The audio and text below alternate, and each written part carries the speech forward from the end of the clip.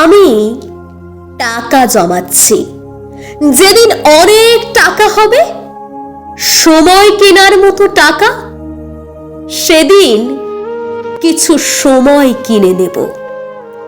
যারা প্রতিদিন, প্রতি মাস, প্রতি বছরে বলে যায় খুব ব্যস্ত, একদম সময় পাই না, কাজের চাপে মনে থাকে না, তাদের সে কেনা সময় ধার দেব।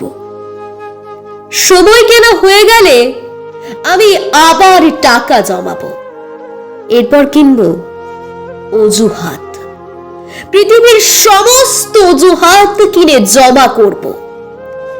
সময়ের অভাবে, অজুহাতের কারণে কেউ যেন আর প্রিয় মানুষদের ভুলে না যায়। তাই অফুরন্ত সময় আর শূন্য অজুহাতের এক পৃথিবী বানাবো।